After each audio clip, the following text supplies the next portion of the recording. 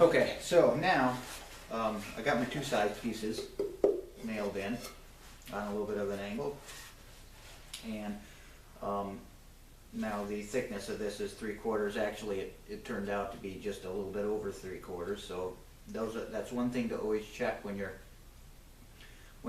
building anything or you buy wood. It can have a tendency to be not quite like this in this case, not quite 5.5 inches wide by 3/4.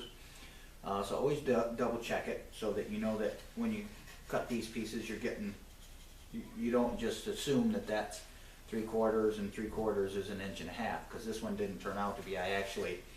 This actually altogether ended up being, because this was a little bit wider than 3/4 of an inch, this ended up being 9 and, what did I end up making those? I ended up making them,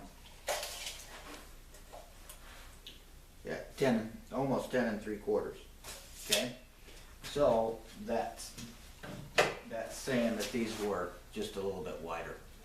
Okay, because my base was 9 inches plus 1.5 inches.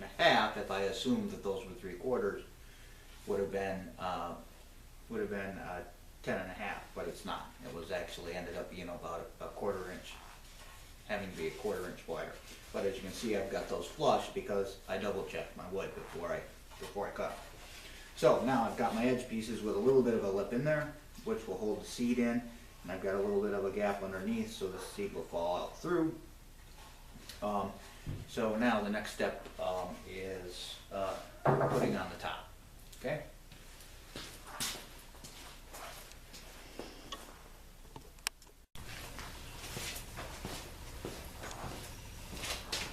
Okay, so we're finishing up the birdhouse here, and I've added the top on, and basically what I've got going on here is I've used what's called a piano hinge here, which allows me to open it and pour the feed in. Now, I talked about when I showed you the other feeder that I wasn't going to put glass in here. So the reason that you generally put glass in a bird feeder is so that you can see the level of the seed as it goes down. So I'm trying something a little different, trying to be a little bit creative, and what I've got is a chunk of dowel in here. With what I did is I drilled a hole in the rough here, and then added a chunk of dowel, and on the end of the dowel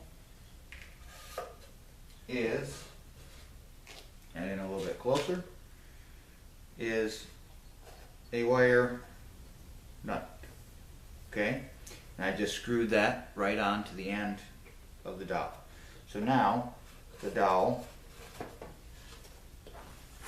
will ride on top of the seed, and when it gets down to that red line, I know I need to fill it.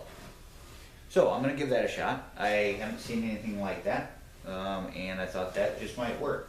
The reason I didn't put glass in is because I wanted this to be a pretty basic project. I didn't want to get into a whole lot of detail, just to keep it simple.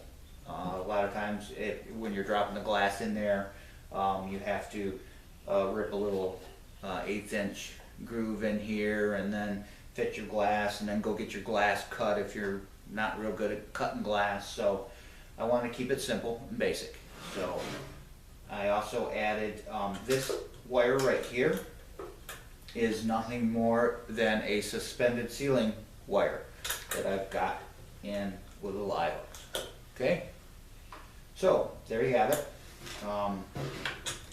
Remember, I'm the Hudsonville Handyman, and I may not be perfect, but I am handy.